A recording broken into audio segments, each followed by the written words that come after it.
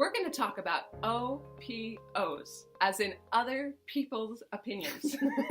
You might notice during a time of transition that they are rampant. They're everywhere. Yeah, it's like an epidemic. As soon as you announce, I'm going to try this, or I'm thinking about that, suddenly everybody has an idea about who you ought to be, what you should do. Yeah, coming out of the woodwork. And what do you do with that? How do you hear your own voice, your own wisdom, or make the best decision when you've got all these potential ways of going about things coming at you pretty quickly? So we were talking, Maria and I, we were talking about this topic this morning, and of course I had the perfect example because it just happened last night to me. So I'm in a transition around a move. I'm moving into a new house, and so I've been looking around on the market near where I am, and I found something that might be it. Just this week, I found something that might be my new home. And my mother calls last night, and I get excited when she calls, and she has a cold. I know she's been under the weather, so she's been bundled up. Yeah, she's great. Bundled up at home. And so I start telling her about the new place, and it's a little bit of a stretch. It's a little bit more than I wanted to pay, but it's worth it. And so I'm debating, and my mother is wonderfully pragmatic, so good about sticking to a budget and staying in the safe zone.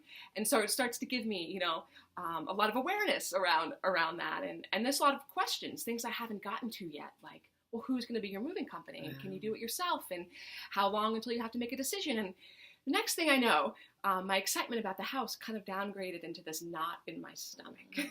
This like sinking feeling. And I found myself needing to defend, or feeling like I needed to defend my decisions. And that's usually the red flag to me. That's when I know I'm entering shouldville, somebody else's opinionville, is when I feel like I need to defend my decisions. And it was taking the fun out of it for me.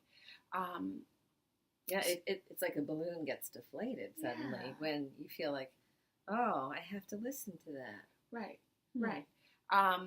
And Maria, you have a great way of kind of breaking down the shoulds, So this is a model that actually comes to us from Carissa Thacker. She's a positive psychologist, an organizational psychologist, and executive coach. And she wrote a book called The Art of Authenticity, because in our transitions, one of the underlying sort of foundational principles is we want to move toward a choice that's more true, right? That's more enlivening and healthy for us in our own integrity. So the model she offers us is the following. You have 3 circles. And the first circle is called the ought circle. The ought voices are the should voices. You should be more careful about budget. You should think about the implications of spending too much money. You shouldn't make that choice. Why are you even moving now? It's like, and we experience the ought voices often like this, like we're being berated in some way or judged in some way.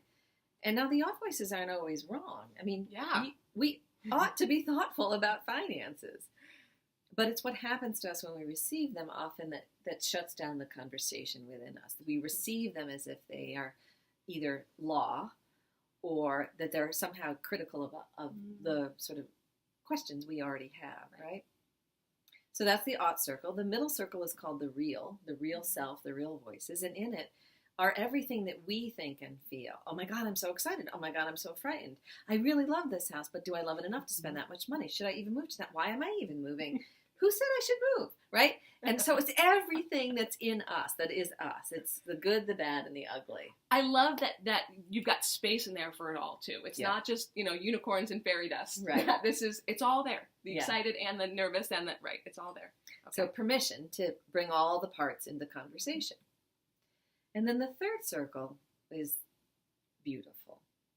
The third circle is the ideal self.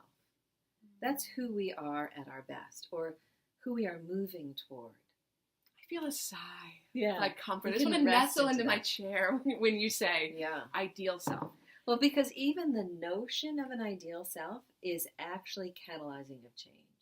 So this is just a little research from Richard Boyatzis at Case Western, that when you look at what happens neurochemically, when people are visioning themselves at their best, or a future that is its best, we actually are making positive neurochemical changes in our brain in just the state of visioning, just the state of imagining. So even being in this conversation between what are the ought voices, what are the real voices, and what is the ideal self, is opening up a door, a door to a future that is who we are at our best, and a future that is even possibly sort of more enlivening than we could have imagined if we hadn't had this conversation. So just to get really pragmatic about it for a second, Carissa suggests that we literally fill in the circles. What are the should voices telling me what's real? They're like, what am I thinking and feeling? And I write it all down. And who am I at my best? Or what might my best future look like? Or if this transition went really well, what would that look like? Those kinds of questions. I want to know. Specifically, like, tell us in the comments, at your best during this transition, what might that look like? Or how do you feel when you're making your ideal decisions? I want to know. I want to continue this conversation. Right. So what Karlee just did is tweak the question a little bit.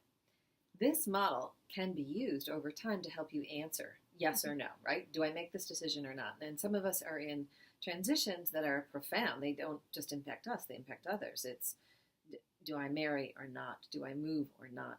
A child or not? Change my career or not, right? Those kinds of big decisions take time.